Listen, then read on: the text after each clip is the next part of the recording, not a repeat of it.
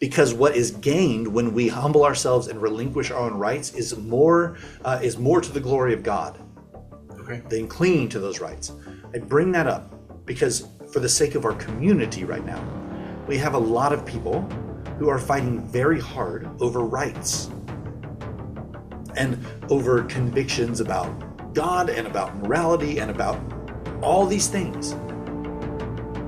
But what does it look like to release that and consider, how would I serve those who I disagree with?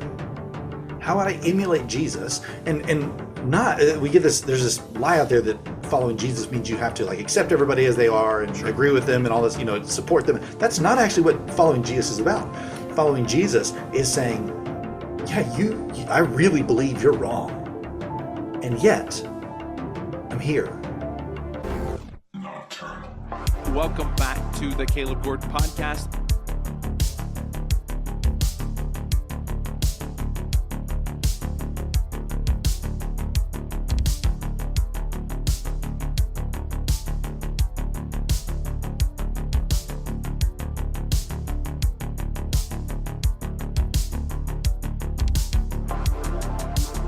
Well, thanks for coming and doing this show. And always a pleasure. I really you're on a three-peat, bro. Yeah. What's the record? I think the record is 4. Oh, so you're closing in. You're closing in.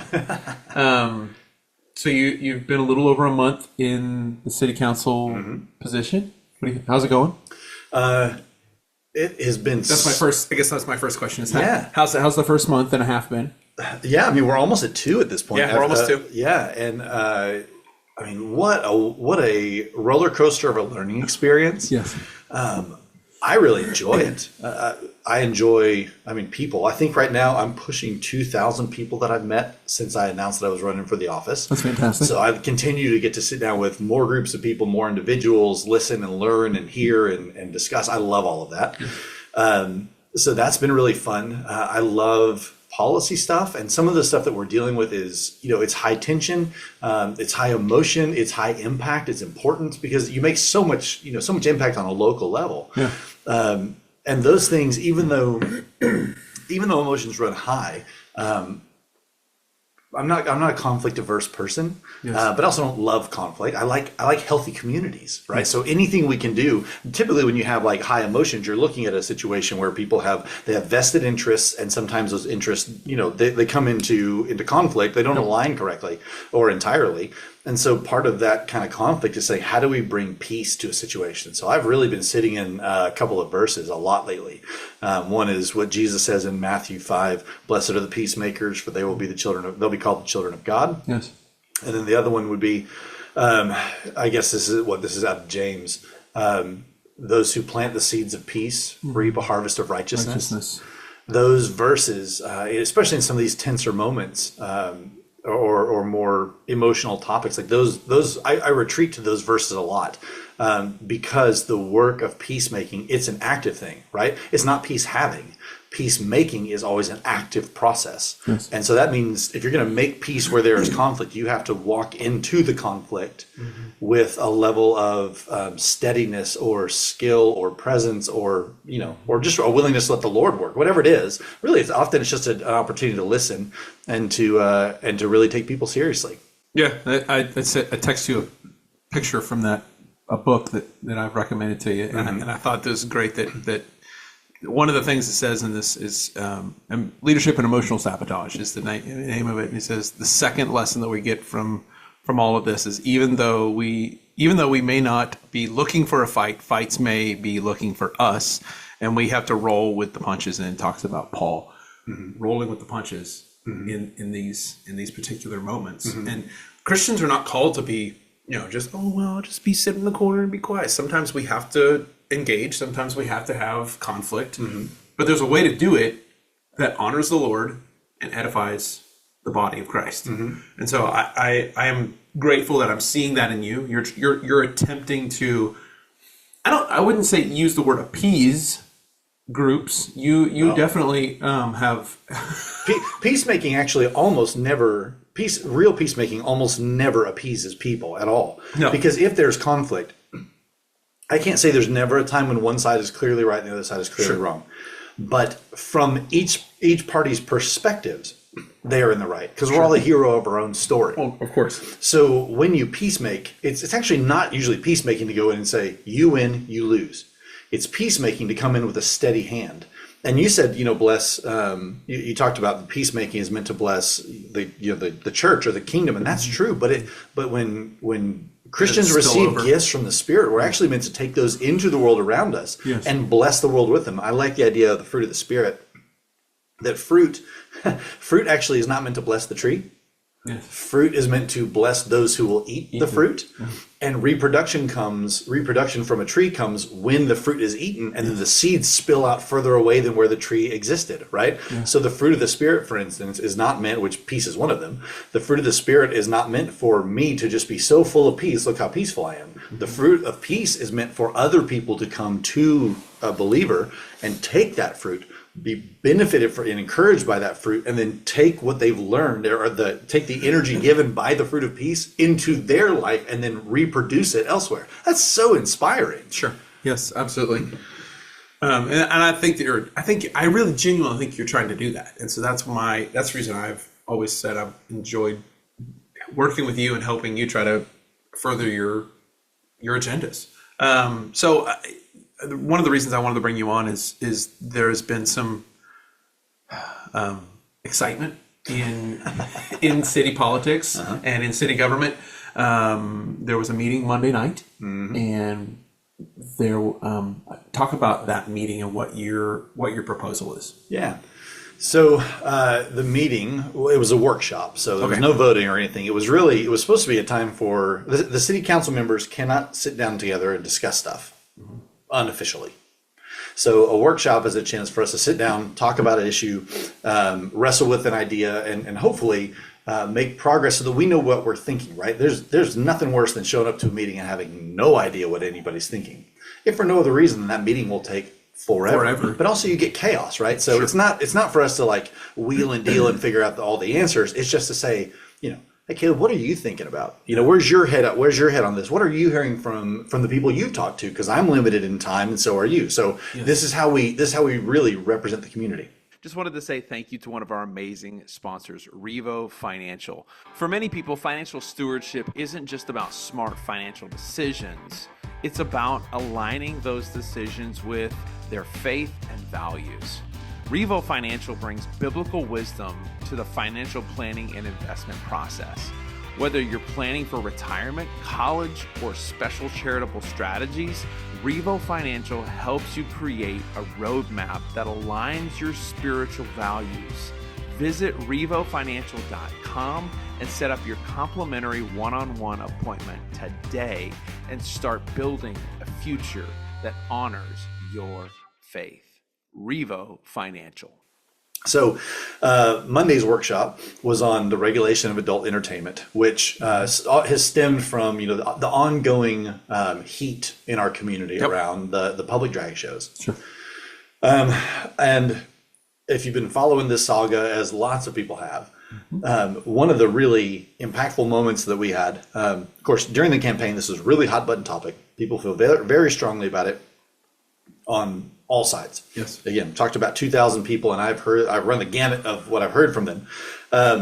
So in December, we had our first workshop, and we got to meet all the different department heads and hear some of the city stuff work that we may have known ahead of time. And then the city attorney, Jess Kane, gave a master class, a big legal presentation about specifically regulating drag shows. Yes. And basically what he said was, you can't do it. Unless there's something like specifically obscene or breaks the law in a specific way. You can't tell a group of people you're not allowed to dance like that or celebrate that or whatever. Like every state that's ever done it loses in court every time. In fact, they've lost so many times now that if anytime a state passes a law like this, they voluntarily put an injunction on their own law because they know they're going to get sued, and that the judge will just put an injunction on it. So they no sooner the ink hasn't even dried, they throw up a hand and go, we know, we'll see you in court, and they go to court and they lose basically every time. And so Jess said, hey, what you said, what a lot of people said in the campaign, you can't do. I say a lot of people because I didn't say what they were saying, right? So clarify Because here's what you're going to have. You have, and I will be upfront and tell you, I'm in the group of people that I don't believe that a public drag show is healthy for the community. Sure. And so I put all my cards on the table. Sure. That way people say, oh, you're baiting and switching. That's who I am. Right.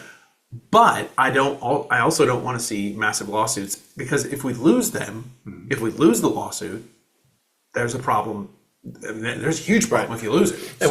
And what Jess Kane told us, and so just for what it's worth, I don't like the media. It's not something I choose to go to. It's not something I take my children to, right? But that's kind of why the First Amendment exists, is so that a group of people, majority or minority, cannot tell another group of people, my morals have to be yours. Now, there are specific actions, nudity or obscenity or some of these kind of things, that if they happen, they're illegal. Somebody goes to jail, right? You can have an arrest.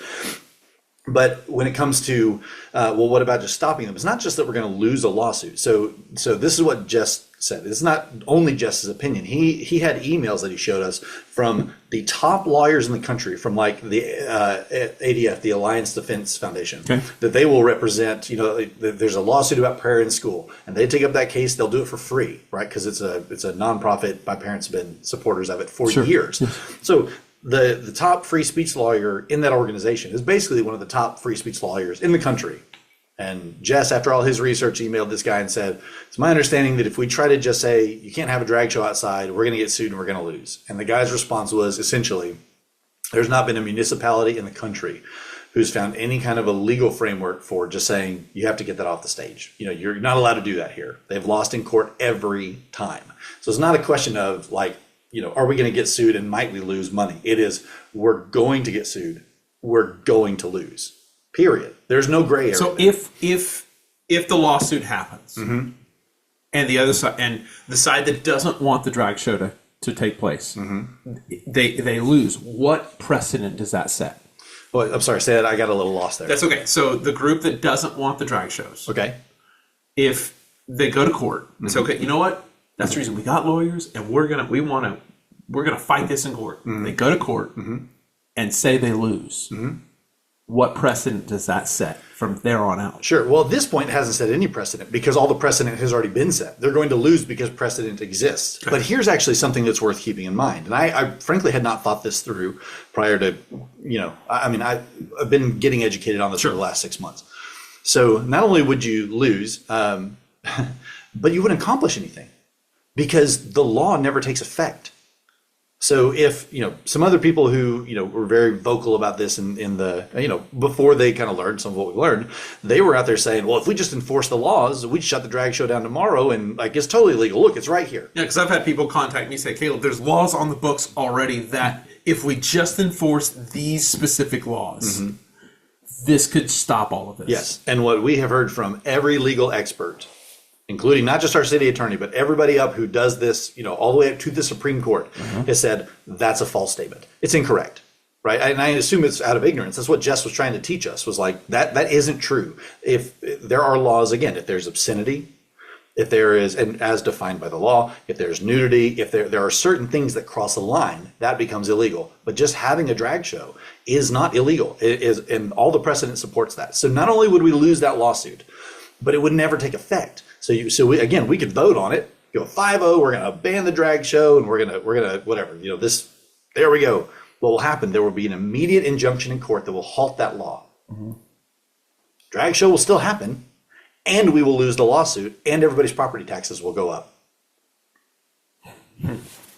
And I understand. I just want to be really clear, because you and I share a lot of values here. So that is a hard pill to swallow. It really is. When you say I want this, our community cares about this. The overwhelming majority, 60 or 70% of the voters seem to care about this. Yeah. We want this to change.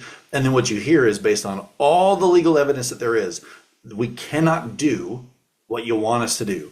We can do it, but it will literally have zero effect. Not even for a single night will it take effect. It'll just be, by the time the ink dries, it'll be done.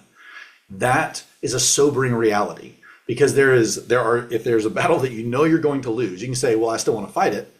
You don't even get to fight it.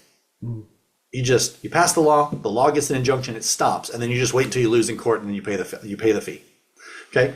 So that is the case based on the idea that we can just say, we're banning this thing that we don't like.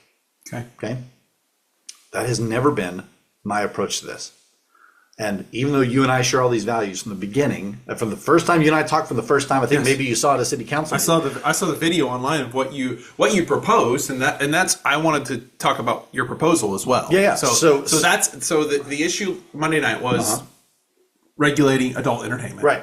And thank you for helping, talk about because this is where I've had multiple conversations with people who've called me because I do have a podcast and I'm a pastor and I do all these things in the public squares. Right. They're like, do something. Okay, I'm going to try. I brought you on to try to help. I'm telling you, I don't like it. I wish that they would not do that in public. My thought process is go inside, make it an 18 and older event. Like just do. That's my thought process. Yes. So what you're now saying is two different things. You say this is what I would like to happen. Yes. Now that's interesting because what you're saying is, hey, as a member of this community, recognizing there's other people in this community that are doing things that really that I'm uncomfortable with. I wish that they would choose a different behavior. That is very different than saying, and we're going to try to legally force them to do what we want. Right. That's where the breakdown happens, right? And so this is where, what we did on Monday night, we've spent between an hour and a half listening to people tell us their perspective, 3-minute speeches, right? And overwhelmingly at that meeting, it was people who were, for the drag show. In other meetings, it has been the opposite way, right? The opposite representation. But what we've heard is, and again, I've sat down with a lot of people from a host of different perspectives on this, but there is a big difference between having a legal battle, group versus group, and trying to and ultimately fighting over the First Amendment, versus neighbors seeing other people as neighbors, all part of the same community. So there's a thing, and I know you want to get to my proposal, but this is a message I've been trying to share a lot. Yeah, go for it. So my wife and I do a lot of premarital preparation with folks. Yes. And one of the important conversations we have, there's really like a big 3 that leads to divorces and breakups, right? It tends to be money, sex, and conflict. Yep. And if you get those 3 right, and you throw parenting on top of that, you get those 4 right, then you're really pretty well set up for success. Sure. So the conflict one is you can predict proactively if a marriage is going to tear itself apart based on the way people have conflict. So what we try to teach people. Could I borrow your coffee cup for a second? Sure. We say what typically happens in a relationship when we start having conflict, we have a disagreement, is when we start fighting, we fight to win. Okay, and if the cup here is our relationship, and so we are fighting to get our way. Yes. And so the phrase that Lauren and I use a lot is, if one of us wins, we both lose. Because I can fight to win, to get my way entirely. I can fight in a way that will hurt you, right? And in doing so, I can feel justified. I can feel like I won. It'll make me feel better. It's cathartic, whatever. But if one of us wins, we both lose. That doesn't mean that nobody ever gets their way entirely. It's not that we always compromise on everything. It just means that the way that we fight over something matters. Because if we're fighting each other, our relationship is stuck in the middle and it takes the hit. Yes. If, however, we remember that our relationship is the most important thing, we will still have conflict. But now what we try to teach people to do is have conflict with the good of the relationship in mind. Okay. So yes, we're going to fight, and yes, we still want our way, but how we fight, or where the end, the end and the resolution of the conflict comes, even when we deeply feel this, as long as we're protecting the relationship, conflict actually becomes a healthy thing because we give and take based on the good of the relationship. And whatever fight we're in, we can look each other in the eye and say, I know this is hard. And I know that we continue to have conflict, but it's because we both value the relationship. In any kind of conflict, we talk about peacemaking, this principle applies. For several years now, we've been doing this, right? We've been fighting each other, and we're fighting over rights, and we're fighting over response, and what each side wants to see, and what we can do, and what we're allowed to do, and we have the right to do. And what has been suffering for years now is our community. And we've heard from people on both sides, both for this drag show and against this drag show, who have received death threats, whose kids are afraid to go to school. And it's because the way the adults are acting. And it's because the way that again, secret death threats or people from outside of town are coming in with loud opinions, and we're fighting for what we want. Thank you. Yeah. But our community is what's suffering. If we can shift this to let's wrestle over the ideas, let's wrestle over the outcomes, let's be honest about our disagreements, but always with the health of our community in mind, then we might actually start to make some progress. So what I have said from the beginning is that this cannot be and it must not be a moral argument, because thank the founding fathers, we don't get to force our morals onto each other. That's what the First Amendment is for. And here's what people will say: that absolutely, that yes, we don't get to do that, but this other side is forcing their morals on the public. Okay, and then so how do you answer that? Well, what would that side say in response? We're not, because you don't have to go. Right Now, again, I'm not saying that that's the answer that I like. Sure, but it's not an illegitimate response, right? As long as we're arguing over morality, what all the legal precedent has said is we'll lose this lawsuit and literally nothing will happen. However, if we can find that other thing that becomes our central focus, something that, for me, it has been children's health from the beginning. Okay. It's all I've ever talked about. Because that's what I want to get to, is because your proposal is not necessarily legislate this, right, but set this up from that perspective. Right. But put this up from a perspective of mental health. Right. Mental and physical health. Mental and physical. Yes. So it is a proven scientifical, or no, not, it's a words are hard today. It is a proven legal parameter that you cannot sell cigarettes at a high school. Right. Or a junior high. Right. You can't have advertisement inside of the school. You can't have a billboard inside of the school or beside the school. Even around the school. Around the school that says, hey, you should buy cigarettes or beer. Yeah. And there are people, I mentioned when I updated my website that, you go to a ballpark and you're not allowed to smoke. You're not allowed to drink, right? Because there are behaviors that the government or the organizers of that event have said, this is damaging to kids. And things don't go well when these behaviors happen, so you're not allowed to do them here, right? Yes. You may be fine with doing them at home, drinking, smoking, both at the same time, even with your kids around, but you can't do it here because it's other people's kids. So one of the principles here is that we want to support parental rights, but parental rights is how I get to raise my children. Okay. It becomes a question of outcome and of health when I'm dealing with your kids. Even then, sometimes we even step in when parents are raising their own kids because of abuse and neglect and those kind of things. And there's even some I'm sorry. I'm riddled with ADD. So there have been people that have said things like, well, we have to step in this scenario because this is abuse of children. How do we handle that? You have to prove it. Okay. This is the hard thing.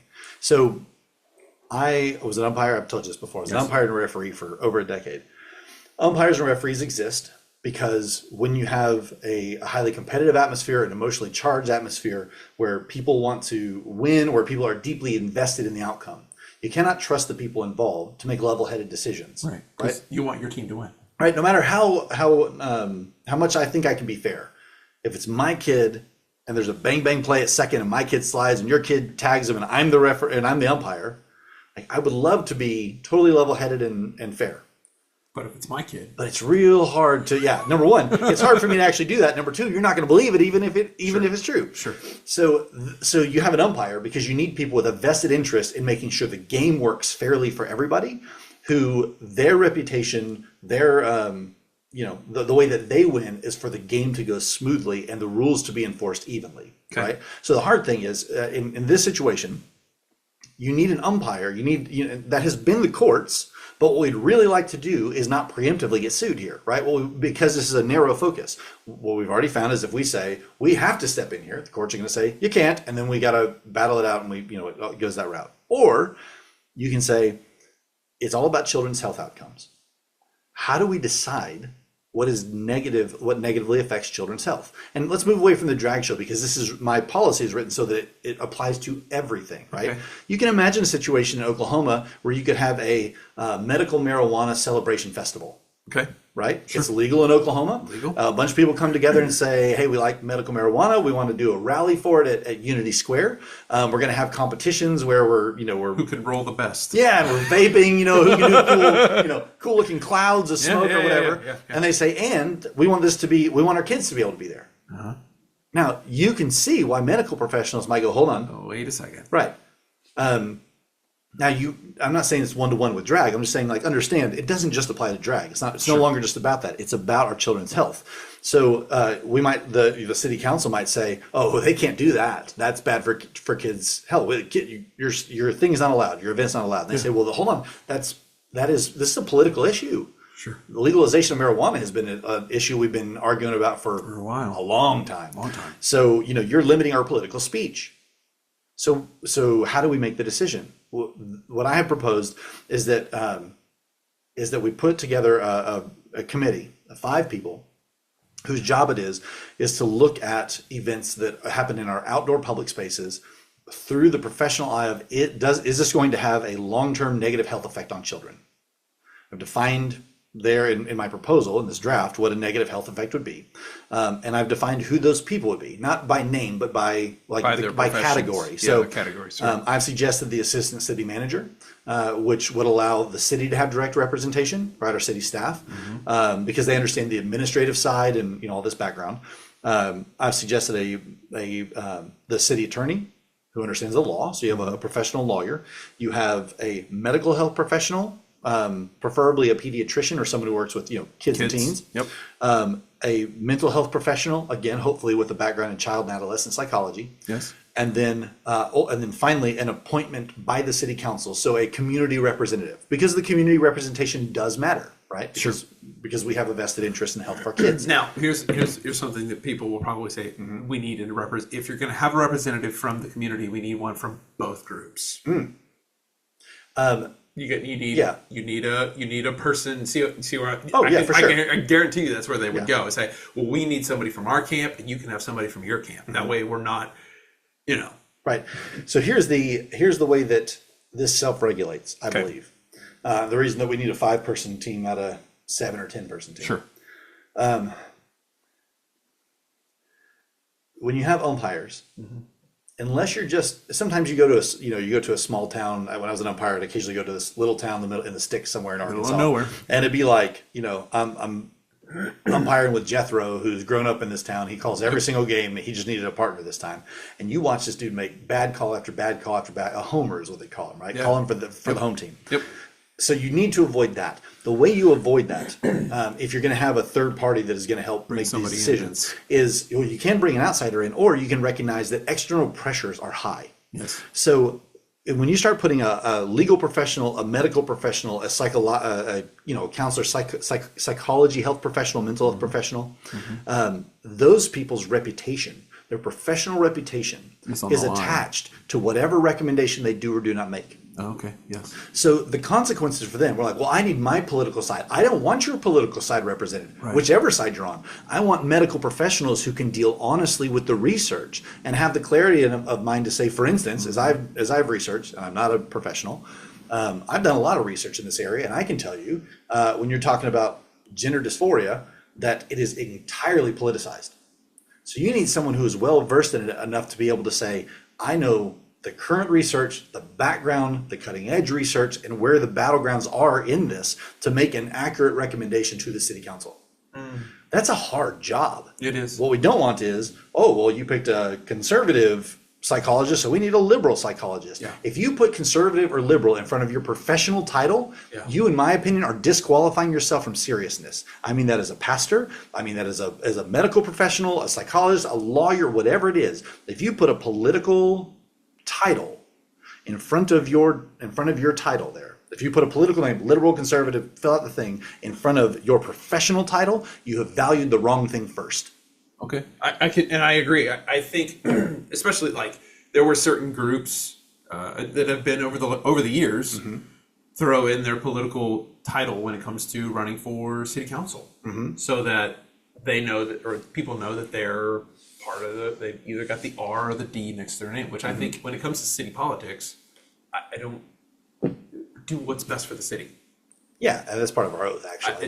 You do what's best for the city, not for a political agenda or a political party. Doesn't our municipal code say that we have to be nonpartisan? I would think the so. city yes. council, I'm saying this as an actual conservative, and now that I've said that, though, there will be people that you're not really a conservative, Caleb. So I'm sure that's whatever. Yeah, conservative and Republican or Democrat can be whatever. They're different labels. So getting somebody in that's going to be level-headed, that has not a vested interest, that doesn't have a political persuasion. I know that's a difficult thing, but if you have somebody that's their job, like your job is to work with babies. You're a pediatrician. You're a healthcare worker. You're a mental health, like that. I agree that it does matter, to their how they are perceived by the community. And when you're dealing with actual professionals, a doctor can say, hypothetically, yes, I use medical marijuana,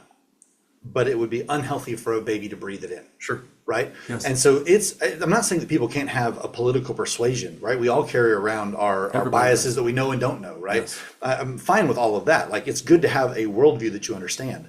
But if you're a real professional, you say, I'm an umpire first, and I'm from Bartlesville second, right? Or I'm an umpire first, my kid's on this team, I need to recuse myself because I cannot be, I'm actually a dad first, and I have to know that, so I can't be a good umpire in the situation my kid's on the field. We're asking the same thing for these people. I don't know who they would be. I want to be clear for anybody who's interested. Like, I have zero names in my head for who would be on this team. In fact, the hardest part of all of this might be getting people to volunteer for it, because it's a hot topic. It's a high level, and lots of eyes are going to be on it. Yes, but at the same time, we have, after talking to all the people I've spoken to, doesn't matter which side of these issues you're on. Number one, we all want what's best for our kids. Everybody. I've not talked to a single person yet that's like, I hope that our kids are hurt. Nobody. Right? Doesn't matter if you think that drag is good or bad for kids, or a Christian concert's good or bad for kids. Everybody wants what's good for kids. And number two, everybody I've talked to really wants what's best for Bartlesville. Now, again, they may have different ideas based on their value structure on what that looks like, but they do want our community to be healthy. At least they're articulating that they want the community to be healthy. And I think a lot of times what happens is, in these scenarios, we have different worldviews. So my idea of healthy is different from somebody in the LGBTQ community view of healthy. Right. And so I just, and to be clear, I am not saying that I think that a picnic should be banned. I don't care what you want to have a picnic out front. I don't care. I don't care. Where I have the problem is when you have grown men in fishnet dancing in front of children. That's my problem. And so that's where I come from. Yes. And what I'm saying is to do principled policy in this area. What I'm saying is, if you tell us in the event description that your picnic is going to have arsenic hidden within some of the food, we should ban that event because it's bad for children's health. You understand? Yes. So the policy I have written is content neutral. Yeah. I'm not setting out to ban anything. I'm not setting out to support anything. That's the great thing about having a third-party overseer that is that umpire or that referee. It is to make sure that the process is fair and transparent, that everybody understand how it happens, that it is applied equally to any and all events around one very narrow viewpoint, which or goal, which is children's health. Children's health, yeah. And here's the good thing about that. What's interesting, I'm just kind of waiting to hear that people are overwhelmingly not happy with this for the reason I'm about to tell you. because when you actually have a fair arbiter, when you have an umpire, people love to hate on the umpire when it doesn't go their way. Oh yeah. So if you believe that kids being a part of a drag show is perfectly healthy, that there are no long-term consequences, you believe that the medical literature shows that, psychological literature shows that, if you believe that, then this policy, this ordinance, if it were enacted, wouldn't touch you at all. You see? Like, if you really believe that, like, no, this is good for kids to be here, it's family friendly, it's awesome, then what do you care if it's scrutinized? Because when the data comes out, when the experts look at this, if you believe, so you're saying if you okay, I see what you're saying now. I was took me a second to track. Yeah. So if you believe that kids viewing drag is actually going to be long term healthy, and you believe that, then you'd say, well, you know what, let them have it. Yeah, there's no risk. It's like when somebody says they're an atheist but yet they hate God. I'm like, wait a minute. Right. Like, wait a second, that's an oxymoron. Exactly. It's a catch-22, right? I believe this. Well, then you shouldn't stress about this. Shouldn't stress. But if fundamentally my argument is moral, then I'm also going to be potentially unhappy with this, because what we're asking for is scientific evidence. Yes. So it may be my strong opinion that this is bad for kids, but if the literature doesn't show that, if the evidence doesn't show that, then argument's over. Yeah. You see? So both sides, you have to trust that arbiter. Yes. But what I like about it as a city council member is ultimately it is the city council's job to decide if we're going to do this or not. You know, if we're going to ban an event or allow an event, whatever. So so let me ask you. So if the scientific data comes back and it shows, and you've got all the information from all this group of 5, Right. and it says this is absolutely going to be damaging to children's psyche at long term, which I believe that it will. That's my professional opinion. So let's say that your opinion, or you're talking about for them. Okay, so Yeah. It comes back and it says, okay, this is going to be damaging to kids. Would the city council say, okay, based upon this setup from this group of people, we are no longer going to allow that event, that public drag? Right. So if it were me, yes, sir, I would vote in line with those people. Okay. Each person will have to decide for themselves. Sure. But here's what I like about the way this is done. When that group of professionals comes and presents, and says, hey, we recommend that this event not happen because of children's health. If we ban the event, we will still get sued. But they will be creating the foundation of our defense in a lawsuit. Yes. Because they'll be saying, we can say our experts said that this has real children's health risks. So they have now said that, like, the foundation of the lawsuit is now, or our defense is, it's all about children's health, and it's based on these studies and this data and this recommendation. Now let's go fight about it in court. But that's what we're fighting about, is children's health. And if you have that defense, you're more likely to win in court. Yeah, and so the flip side is true. Sure. If that group comes back and says, no, we don't see any harm from this event, and the city council chooses to go ahead and ban the event anyway, then what you've done is set yourself up to lose in court, because you have not even listened to your own experts, much less experts from a different field or community. So you really have to make wise decisions based on the recommendation of this group, because it's going to have real impact in court. So one of the things that Jess Kane, our city attorney, who has spent he will say he's not a First Amendment expert, and that's because he hasn't tried 3 First Amendment cases. He's done a ton of research, talked to all the experts. Like, I really trust his opinion, and I've checked as much of it as I can on the back end. What he has said is basically every other legal theory that they've tried has failed. If you try to ban drag outright, you will lose. But this, if it's ever enacted, might not lose. Okay. No. It probably still could lose in court. I want to be clear. Like, it very well might still lose, but it might not lose. And there's an infinite difference between it absolutely is going to lose or it might not. It might not. Yeah. And so just to be clear, this was the reason I jumped on board with your campaign, is because that's what you laid this out and said, this is my plan. And you're staying true to your promise on your from the campaign trail. Yes. And so that's the reason I wanted to have you on, just to share your thoughts on this particular issue, because it is a hot topic, and I want to be respectful, and even though sometimes, let's just be honest, both sides, there are groups on both sides that can be insanely disrespectful, and I know people personally that are in the camp of the LGBTQ, and I consider myself friends with them. I don't hate them. I don't. In fact, quite to the contrary, I do love them, regardless of what some people might think. I do love them. And I also have friends that are on the other side of this argument as well, and I genuinely love them. And so my hope is that we would figure out a way to just be nice to one another. Yeah.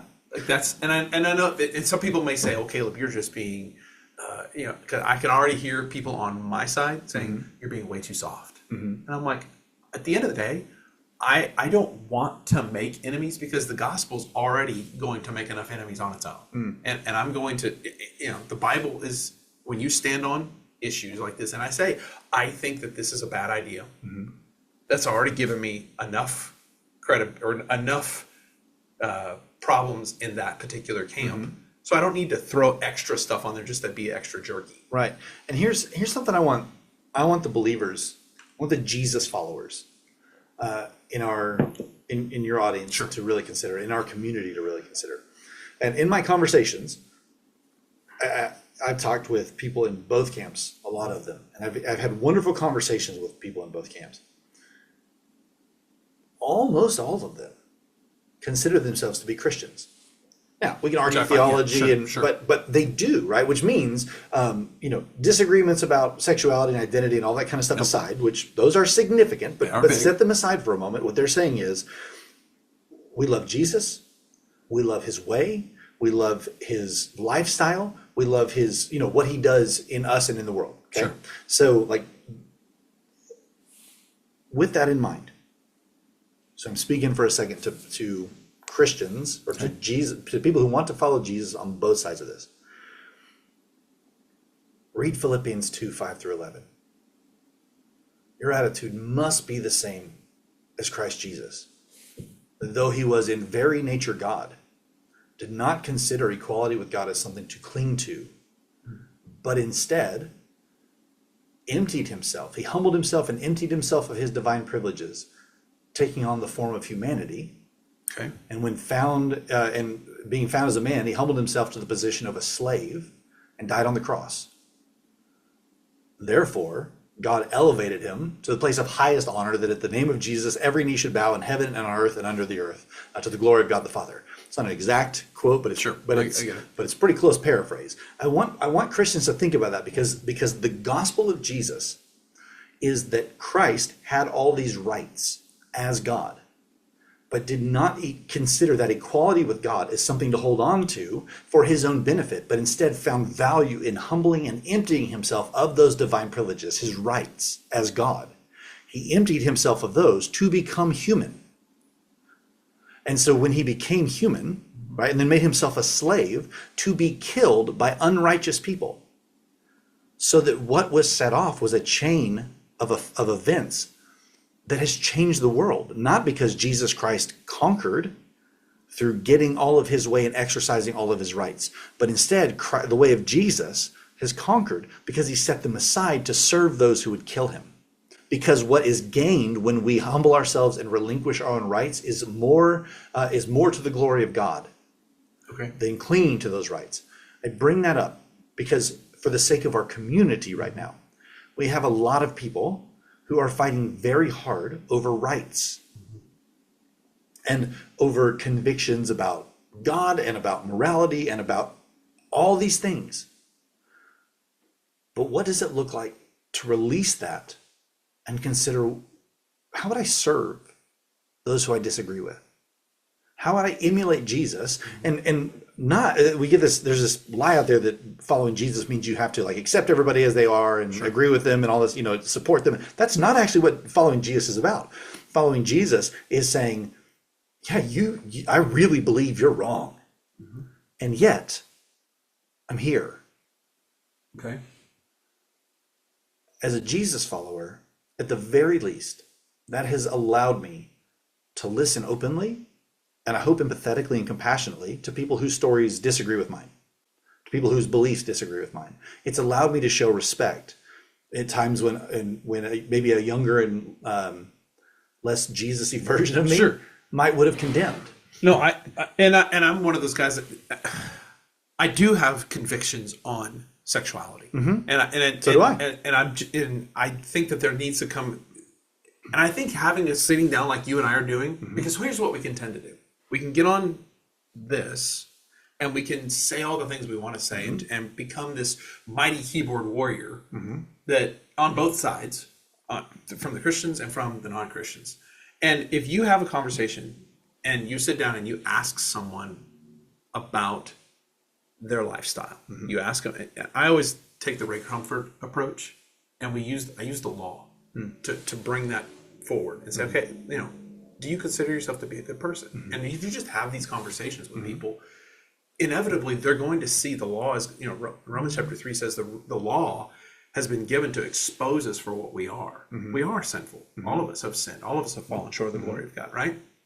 And so the hope for me is that if Christians would, rather than stand and yell and scream, one of the things that I did a couple of years ago is I went to the actual drag show because I want to go in and I want to have a conversation.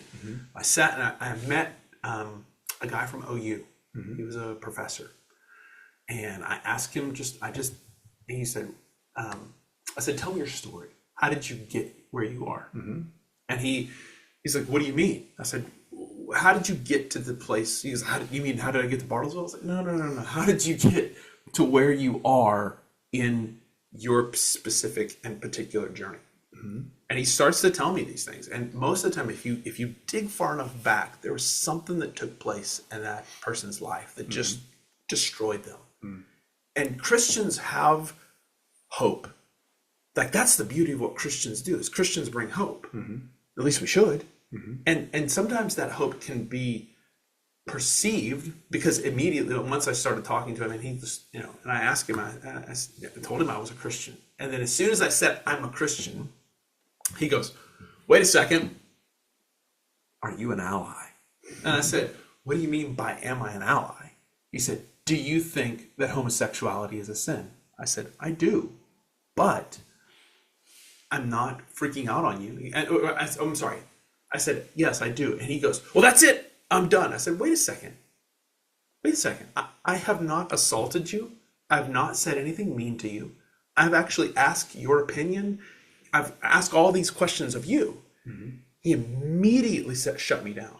And so there's this perception that because I'm a Christian, that I want to try to harm you. That's complete opposite. And I always use the illustration of a semi in the middle of Highway 75. If we're on one end of the highway and I can see a vantage point and I see a semi's coming towards you and I say, Aaron, brother, you got to look out. There's a semi coming. And you're like, well, I have the right to be in the highway. You do have the right to be in the highway. Absolutely. But I'm trying to warn you that this is coming. Because this is immediately what people tend to do is, well, only God can judge me. And I'm like, yeah, and that should absolutely terrify you. Because well, and at the fundamental, let's talk about judgment for a second. Because actually, fundamentally, it is not true that only God can judge me. Nor is it true that only God is supposed to judge you. In fact, that we are absolutely supposed to judge. This is all of Matthew chapter 7. Yes. It starts with do not judge and then proceeds to tell you step by step how to judge according to the standard of Jesus. Yes. But here's what we have missed. I mean, the fact that that was that gentleman's reaction, unfortunately, says as much about his experience of Christians as it does about himself. Right? Now, is it closed-minded of him to shut down all that? Sure. But he has had such experiences, at least we can guess, that he has had such experiences that talking to Christians has been unproductive, hurtful, and he's just decided it's better just to save himself. That's what I want to talk about. Sure. So what Jesus actually teaches us to do, it's the woman caught in adultery is the right example for this. Sure. What we've missed in our culture is that there is a difference between judgment and condemnation. Okay. Yes. To judge is to rightly discern between wise and unwise, good and bad, helpful and unhelpful, ultimately good and evil, which is the Bible's story from the first page to the last page, that we're real bad at deciding between what is good and what is evil. Basically, the Bible story is that everything that we look at it with our own eye and say that looks good is always a mistake. 100% of the time. It is only what God has judged good that actually is good. Yes. So judgment is learning to be wise. And so what Jesus teaches his people is how not to judge someone else so quickly, because you probably have these big, gaping sins going on of your own. 100%. Yes. And sit through this. We've had that experience. And my guess is that gentleman who shut you down had been on the receiving end of Christian sin. Okay. Where he had been treated in ways that Jesus never would have treated him. Yeah. So the woman caught in adultery is an interesting story because Jesus is there minding his own business. These people have snatched this woman out of an adulterous moment, dragged her in front of them, thrown her down on the ground, probably naked, right? So she is fully shamed around a group or surrounded by a group of angry men. Yeah. And then Jesus has the interaction, he draws in the dirt, and then, they keep pestering him, should we kill her? The law says we should. The law of Moses says we should. But what do you say? Because ultimately they were trying to trick him. Yes, and then they don't care about her. Yeah, because if they cared about her sin, but this is actually super important. I'm glad you brought this up. If they cared about her sin, if they cared about her soul or her situation in the world, they would not have dragged her naked before everybody. They would have waited. They would have gone to her outside of her adulterous moment and confronted her gently in the context of relationship and tried to lead her as rabbis, as scholars in the law, back to the path of righteousness. I've always wondered where's the dude? Yeah, who the heck knows, right? Again, it's all double standard here. But if they cared about her, they would have pastored her. Yes. Instead, they care about the issue. And the issue isn't even about the adultery, or they would have brought the guy. The issue is about what Jesus will do to try to trap him. And how often is that true of our the moral issues that we pound on? We want to try to trap folks into and we're not even really interested in the person. Or what they're going through, as you were when you try to talk to this gentleman. And I went into the drag show not in the attempt of, I'm going to be proven right. Mm-hmm. My hope is, ultimately, I have been given a command by the Lord Jesus Christ to make disciples. And you have to do that by evangelism. There has to be a desire to want to see people saved. And that's my hope. I don't care if you're in the middle of sexual sin or any other type of sin. I want to see you saved out of and redeemed from your sin and reconciled back to the God of the universe. Yes. And that should be every Christian's hope. Yeah, so let's put the bow on this, on the woman caught in adultery. No, this is good. So the woman caught in adultery, once Jesus says, let he who is out without sin cast the first stone. Yes. He actually is asking them to judge. It really is literally what is described in Matthew 7 is exactly the steps that Jesus takes in John chapter 4. John chapter 8. So he stops, right? Before you judge, don't. That's Matthew 7. Jesus draws in the dirt. Yes. And he makes them stop. And then he says, let he who is without sin cast the first stone. He is saying, judge yourself first. And they all stop. And then from the oldest to the youngest, the wisest to the most foolish, also those with psychologically the least aggression down to the ones with the most aggression. They leave in that order, right? And then Jesus says to the woman, where are your accusers? She said, I have none. He said, then neither do I, right? Neither do I condemn you. Yeah. Go and sin no more. Go and lead your life of sin. So he doesn't excuse her sin. He tells her. But look what he does. He does judge. He doesn't pretend like her sin isn't there. She knows her sin is there. She's the one vulnerable in the situation. She got caught red-handed. So he has correctly judged through this entire thing. He has judged their hypocrisy, their real motives. Now he's judging her sin. Yes. But he does not condemn her. So this is the moment, or the wisdom that I wish that Christians would embrace. There's a foolishness that Christians aren't supposed to judge. We absolutely are. 100%. We should be the most savvy and wise judges based on the standard of Jesus. But Christians do not condemn because we understand that we are worthy of condemnation. 100%. Because I may not have your sin, but I have sin. And I may not have, and the funny thing is, anytime we say I have sin, part of what we're saying is like, and I haven't fixed it. So we have this big issue with other people's sins. Well, you should fix that and you should be saved. And they're like, well, this may be my sin, but what about all of yours? And they're right. It is not for us to condemn. 100%. And when you come in to talk to these people, and that's, I openly said, listen, I'm no better than you. I deserve God's judgment.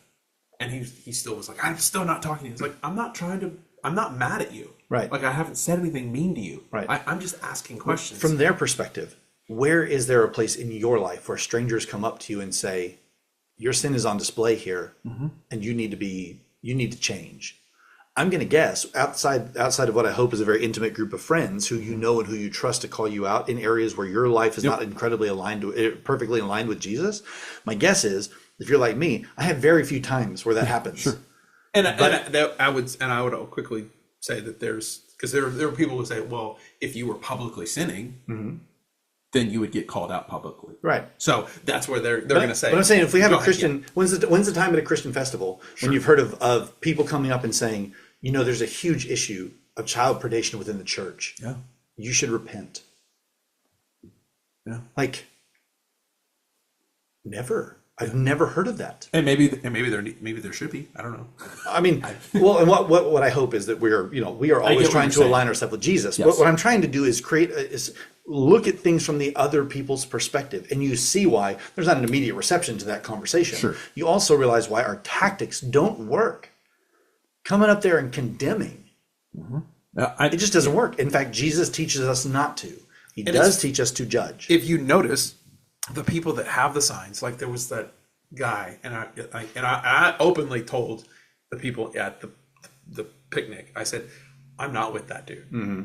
The guy that held the sign, and it said GAY, and then it said got AIDS yet, and I was literally like, you moron. You have a golden opportunity to share the hope of Christ, and you're standing screaming that you belong to Jesus. Right. Do you believe that is sin? Yes, absolutely. I think what he did was absolutely wicked, and doesn't help the cause of Christ. It actually it doesn't advance the gospel. It doesn't advance the kingdom. It's just advancing his he's a internet warrior. Right. He's got his camera strapped to him for safety. So perhaps next time, he also needs to hear the gospel. Oh yeah, 100%. I think he does. I think he probably needs to be saved. And he would say no, but I'll be honest. Some of the hardest people to reach with the gospel are those who believe they're already saved. Yeah, they're inoculated with a form, right? So, and when I say the gospel, I want to be clear. When I say maybe he needs to hear the gospel, it is that call to repentance. Yes. Jesus starts his ministry twice in Matthew, Matthew 3 and in Matthew 4. John says it, and then Jesus says it all immediately, like bang bang before the Sermon on the Mount. It is repent and turn to God, for the kingdom of heaven is near. Yep. They are saying this to people who are part of God's family. Yes. Right? There is always a call for every single one of us to repent of our sin and turn to God. 100%. Because the kingdom of heaven is here. There's no other way to get into heaven. There's no other way to stay in the kingdom. It's not about heaven later. That declaration is there. And so what I'm saying in this context, and man, anybody who tuned into this for politics, like, welcome to the gospel. We're so glad that you're here. Hi. Because Jesus is better than all of the rest of the stuff we're talking about. In 10,000 years, it won't matter what city policies were. But what I'm saying about hearing the gospel is hearing Philippians 2.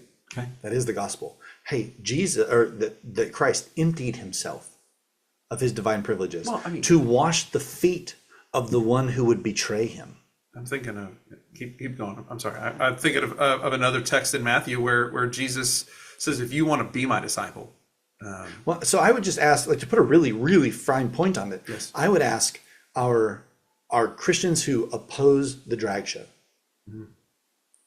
what does it look like for you to stop trying to shut it down and to start trying to wash the feet of the people who are there? Well, and for our Jesus, for our LGBT neighbors who also claim Christ, what does it look like for you to serve the rest of the community that is deeply uncomfortable with this? Yes. And wash their feet? What does it look like for Christians on people who are professing Christ on both? I know every time I say Christian, people are going to go, "Oh, he's not really a Christian." I get if you're professing Christ, what does it look like for you to lay aside your own rights and your own desires to serve each other and to bring peace to Bartlesville, in a town that is as overwhelmingly Christian as ours is? This will be an emotionally difficult moment. hard. But it should not be a process difficult moment. We should be rushing towards each other to say, how do we love each other even when we disagree? Even if at the end of this, we don't know what happened to the woman caught in adultery. He told her, he said, I'm not going to condemn you and I don't have to judge you. You already know. Yes. Now go. Leave this life. Why do you leave your life of sin? Because it leads to moments like this. But we don't know if she did or not. Jesus, here's the thing. Jesus didn't follow her home to find out so he could condemn her later. Right. Well, and Jesus tells his disciples, if anyone wants to, this is Matthew 6:24. If anyone wants to be my disciple, if you want to be a disciple of Christ, here's what you must do. If you want to come after me, let him deny himself, right? Take up his cross and then follow me. So you got a three-prong, it's a good Baptist. It's got 3-point sermon right here. You got to deny yourself, deny what you want, right? Deny. This is on both sides, folks. You want to follow Jesus, deny what you want, right? And then what? Take up your cross, take death to the thing you want, and then follow Jesus. Now, that's going to look, when you follow Jesus, things are going to change. Things in your life will absolutely look different. There will be a desire for holiness. There will be a desire for what is right. And you find out from Romans chapter 12 what the rightness is. If you look at Romans chapter 12, verses 1 and 2, that's where you find what, when you do these things right here, when you die to yourself, you begin to find out what is genuinely right and what the will of God is. Everybody that I know, regardless of where you land, people want to know, what's the will of God for my life? Well, you can find out from Romans chapter 12, verses 1 and 2. Yes. And doing those three things, denying yourself, taking up your cross daily, and following the Lord Jesus Christ, you're going to find out what the will of God is. And I'm telling you, it will transform the way you walk. Yeah. And there will be an abandoning of sin. There will be, and you'll recognize it quicker. You'll see it and you'll be like, oh, my attitude. Oh, my sexual sin. Because God is very clear on sexual ethic when it comes to what is acceptable and what isn't.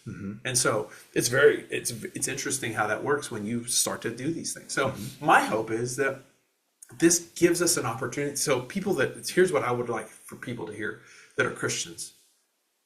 Go into the room, step into the crowd, not with a sign, not with, I'm going to tell you how this is. Go in with a desire to see reconciliation.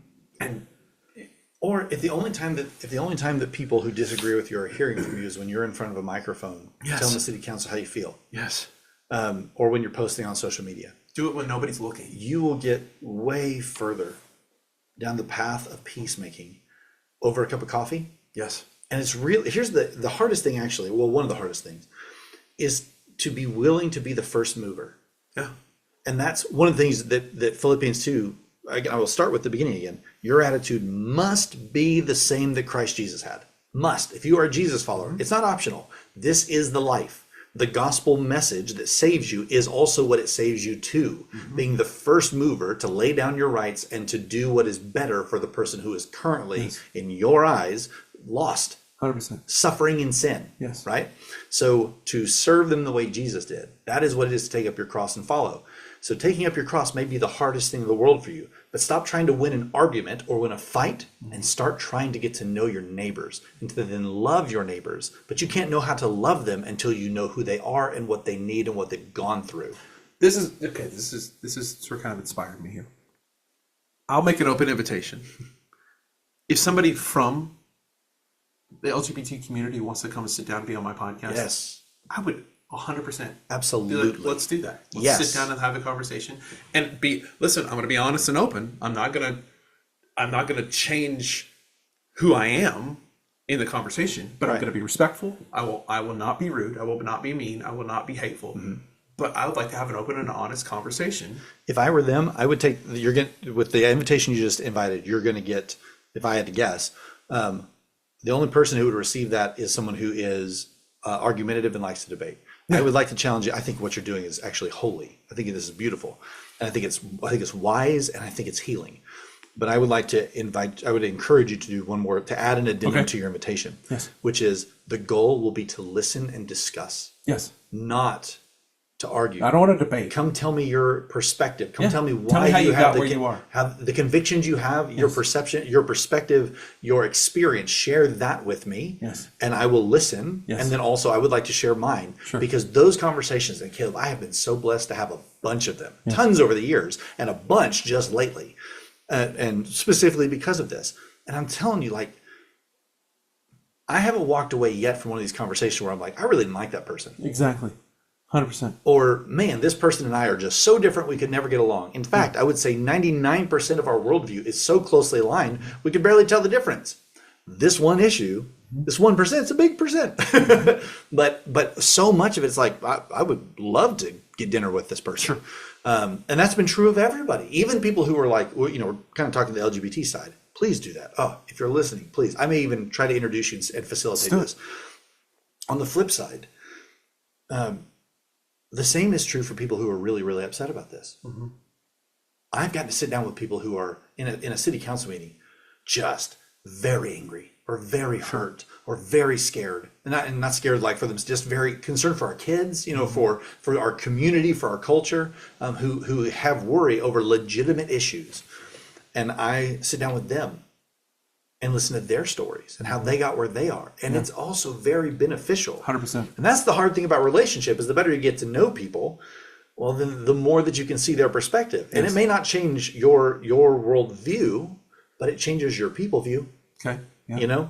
And because listen, the bottom line, there is an enemy, but most of the time it's not the guy that lives next door to you. No, not most of the time. Paul tells us this. It is never the time that the enemy is the person next to you. He says our battle is not against flesh and blood, but against the powers and the principalities of this dark world. So what Paul says is there is a war going on. Yes. And humans are the non-combatants that are stuck in the middle. We're in the middle of this thing. Right. So we tend to treat the person like the enemy. Yeah. And then in the process, we actually never get to fight the real enemy, because what tends to, when you're a soldier on the other side, you almost never see defections, right? One side almost never defects from the other to the other side if you're fighting against each other. But if you're rescuing wounded soldiers, well, that changes lives. So our battle is never against flesh and blood, according to Paul. It is always against those evil, the thing behind the thing. With my proposal for the ordinance here, one of the reasons that I have that is because no matter where we fall politically, no matter where we fall ideologically, everybody thus far has cared about the outcomes of kids. And harming kids is one of the single most obvious ways that we can see that there's malevolent evil in the world. Yes. And so my hope is that we can bring, ultimately, while people may be nervous about this because they think it goes too far, not far enough, or whatever, what it actually does is allow us all to unify towards the one thing that we really care about.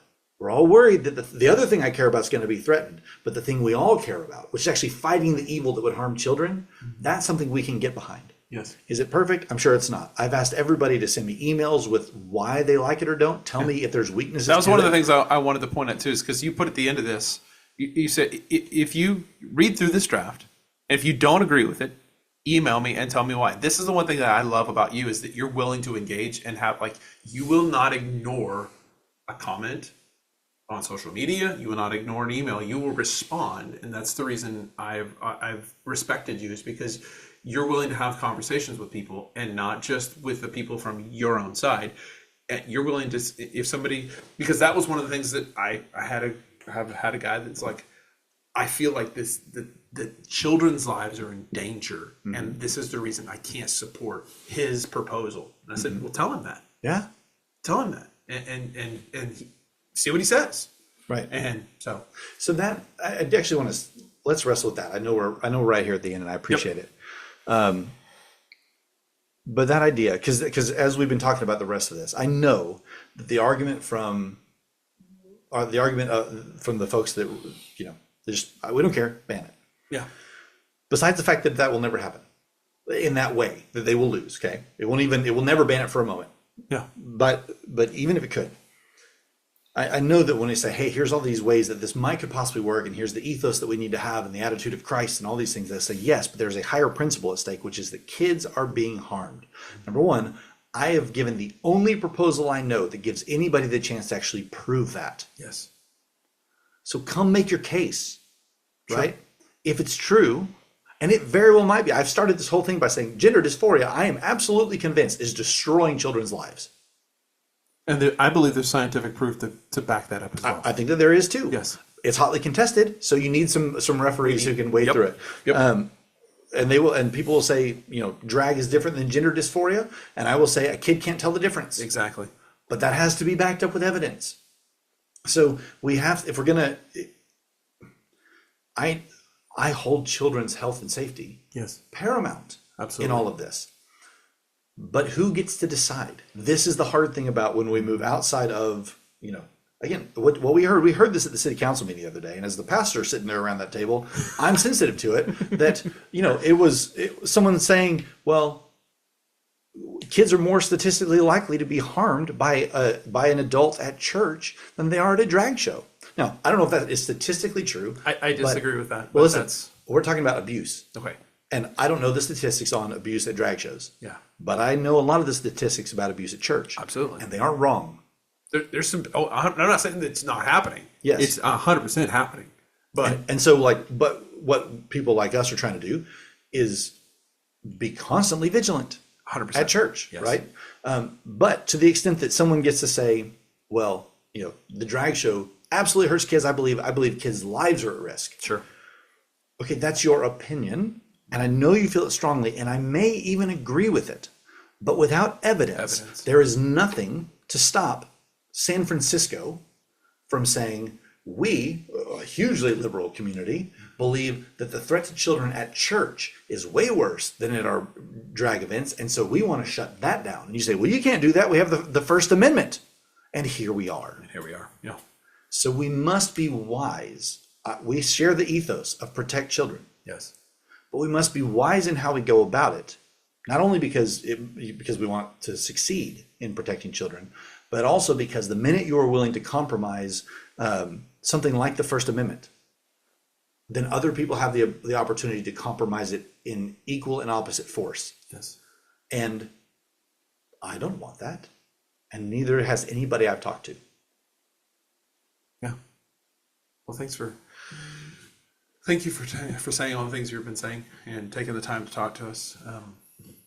It's a hard topic. It is. This is a difficult thing, and I want to try to approach this with as much grace as I possibly can. Mm-hmm. I want to stand up for what's biblically right. Mm-hmm. I never want to forsake that. Mm-hmm. But I also don't want to be a jerk about this. I don't want, and I know that there are people that are on the side that's not quote unquote my side. Right. Will think I'm being a jerk, right. And I'm not trying to be. I don't want to be. Let me give you I love subversion. Sure. Okay. We're going so long. This may be 2 podcasts. It's a then long, I get 3 and 4 and I'm a 4P. Yeah, there you go. So this may be the first one you edit down. I don't know. I believe that Jesus' tactics were always subversive until he went into Jerusalem. The only time he fought the battle head on is when he was ready to die. Every other time when he goes against the empire and the temple system, he does so subversively, which is why they keep saying, we got to kill this guy, but they can't figure out how to do it because he's real subtle, but he's super political. You read Matthew, it is an incredibly political gospel. Sure. But he's very subversive in the whole thing. So let me give you another, because I don't know what will happen with the adult entertainment stuff and all that. So Yep. I've said I think we need to follow Philippians 2. Let me give you as a pastor to pastor, another idea, because we can get to the end of this and go, something has to change. And if we can't force the change, then what do we do? Right? Let me give you a third way. So regardless of what happens at the municipal level, that drag show happens one time a year, one evening for a couple of hours. And it attracts people that, the other argument is like, if you don't like it, don't go. Okay, well, I got a better option. If you don't like it, host an event that pushes the values and embraces the values that you do believe is the subversive opposite of what you're seeing there. So if you believe that's not family entertainment, then create an event somewhere else that is family entertainment and let people choose, giving them a third option, right? Give them another way. Yeah. If you don't believe that this is a good place for people to go for wholesome, for a wholesome atmosphere, then go create a wholesome atmosphere. If you believe this is divisive, go create a community atmosphere somewhere. Because the way the church has always been most effective has not been by going and telling the pagans that they were wrong, right? We didn't shut down pagan temples as early in the early church by going and protesting outside and telling them they were wrong. We went by the church won because there was such a Holy Spirit within it, the Holy Spirit within it, that wherever they went, people went, this is different. This is new. And it was refreshing because it was real and it drew people in. And then the pagan temples were empty. And then the church took over the pagan temples and turned them into churches. Some of the most beautiful cathedrals in the world. Sounds very post-millennial. So do that, right? We can sit around and we can complain, but frankly, the reason we have Bartlesville's biggest potluck ever, it started with an idea of what would I do instead of this? Sure. Well, I would just throw the biggest picnic anybody's ever seen, invite all the families to come and eat, bring food, and make a friend with a neighbor. Yeah. It's not a protest. You don't need to protest. Conversation. Be willing to talk to people. Just move and create the ethos that you want to see. Yes. So if nothing else happens, then that Caleb Gordon and his podcast audience and any other people who are like-minded say, I'm not going to go, I'm not going to protest, but I'm also not going to sit at home. Yeah. We're going to go to some other venue and we're going to have this incredible, fun, family-centered time where we leave filled up. Yes. Man, that would be a very Jesus-y thing to do. Yeah, sure. I agree. All right. Thanks for coming. Yeah, enjoyed it. I appreciate you. Love you, brother. Love you too. Hey, my friends, thanks for tuning in to this podcast. If you enjoyed listening to this conversation, check out calebgordon.org for all the other episodes that are out there, anything that I've written, anything that I have podcast-wise, and I pray that it blesses you and it encourages you. Love y'all.